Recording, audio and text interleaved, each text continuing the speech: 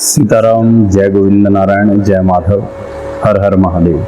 इस वर्ष का सबसे पावन मास श्रावण मास प्रारंभ हो गया है सौर मास के अनुसार, और चांद्र मास के अनुसार, चांद्रायण के अनुसार प्रारंभ होने वाला है। सभी भक्तों के लिए यह बड़ा ही सुलभ और बड़े ही पुण्य कमाने वाला समय होता है, जब वह अपने आराध्य भगवान भोलेनाथ भूत भावन शिव शंकर भगवान की उपासना करते हैं। और इस माह का प्रारंभ सभी भक्तों के लिए बड़ा आनंददायक होता है। सर्वप्रथम कई सारे भक्तों के मन में यह प्रश्न आता है कि आखिर श्रावण मास प्रारंभ कब हो रहा है। नाना प्रकार की साइट्स में, नाना प्रकार के ऑनलाइन जो वेबसाइट्स हैं, उन सभी में कई प्रकार से बताया जाता है, तो लोग भ्रमित हो जाते हैं। परंतु हमारे सनातनीय पंचांग के अनुसार श्रावण मास कब से प्रारंभ हो रहा है, आइए उसके विषय में जानते हैं। देखिए, जो लोग उत्तर भारत से, उत्तराखंड से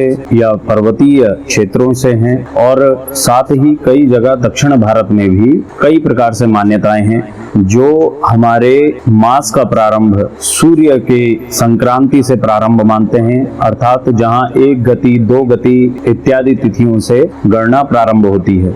गति कहते हैं जैसे तिथियां होती हैं, तिथि होती है चंद्रमा की उगती और उतरती हुई जो दशाएं होती हैं, उनको तिथियां कहते हैं, जैसे प्रतिपदा, द्वितीया, तृतीया, चतुर्थी, पंचमी इत्यादि से, और अमावस्या और पूर्णिमा पर्यंत तक ये सारी तिथियां मानी जाती हैं। ये चंद्र की तिथियां हैं, अर्थात चंद्र देवता जब छोटे से बड़े होते हैं और अदृश्य हो जाते हैं तो वह अमावस्या तिथि तक जाते हैं। 15-15 दिन के विभाग बांटे गए हैं शास्त्र के द्वारा, दोनों ही शास्त्र सम्मत हैं। और जो सूर्य देवता के प्रधानता को मानते हैं, दिनकर उपासक हैं, वह सौर मास के अनुसार चलते हैं, अर्थात सौर मास चंद्र मास से थोड़े दिन पहले आ जाता है, अर्थात संक्रांति से मास प्रारंभ हो जाता है। इसीलिए कई सारे लोगों में भ्रांतियां हैं कि श्रावण मास कब से प्रारंभ हो रहा है। तो हम बता दें आपको कि श्रावण मास प्रारंभ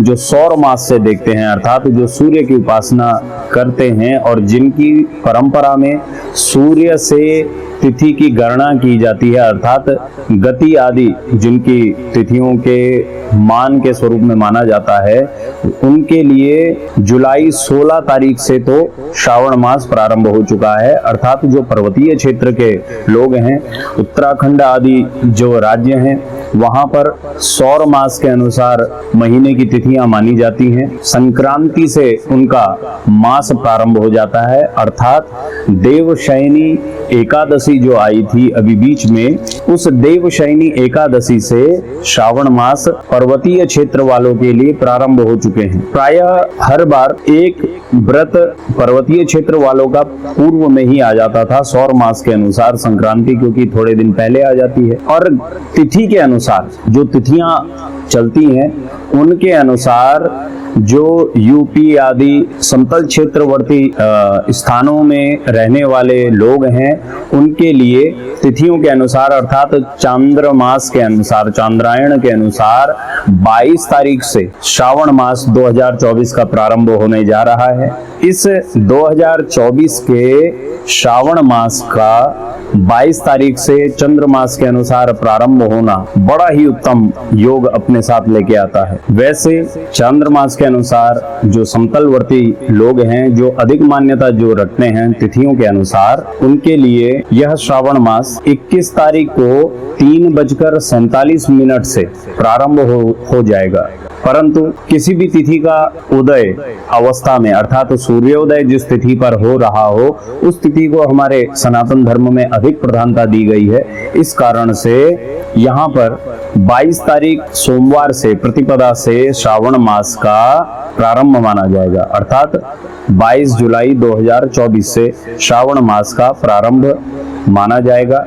और उसी दिन प्रथम व्रत, चाहे वह पर्वतीय क्षेत्र वाले लोग हों, चाहे वह समतलवर्ती क्षेत्र के स्थानीय लोग हों, उन सभी के लिए 22 तारीख को ही श्रावण मास का प्रथम व्रत पड़ रहा है। और इस व्रत के चलते हुए हम सबको भगवान शिव की अनन्य भक्ति प्रदान होती है। और अनन्य भक्ति प्राप्त करने के लिए हमें कुछ नियमों का भी विशेष रूप से पालन करना चाहिए। श्रावण मास के महात्म्य का बड़ा ही गुणगान है, बड़ा ही बहुत ज्यादा उसका फल है। इसलिए श्रावण मास के महात्म्य का भी हमें भान होना, ज्ञान होना अति आवश्यक है कि यह श्रावण मास का व्रत तो हम रख रहे हैं, परंतु किस प्रकार से इस व्रत को रखा जाए उसकी भी हमें पूर्ण जानकारी होनी चाहिए।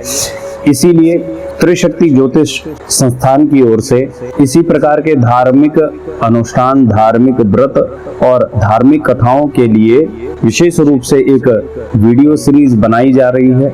आप कृपा करके इस चैनल को भी सब्सक्राइब करें, लाइक करें, शेयर करें अपने अपने अन्य भक्तजनों के साथ। और इसी श्रावण मास के पूर्ण महात्म्य और नियम किस प्रकार से आप फल की प्राप्ति कर सकते हैं, उन फल की प्राप्तियों के लिए इस चैनल पर ही आगामी समय पर पुनः एक पूरे श्रावण मास के लिए वीडियो अपलोड किया जाएगा। आप लोग उसको अवश्य श्रवण करें और लाभ उठाएं भगवान शिव की उपासना का। भगवान शिव की भक्ति से आप लोगों के जीवन में किस प्रकार से आनंद आ सकता है, उस आनंद को प्राप्त करने के लिए आप अवश्य हमसे जुड़े रहें।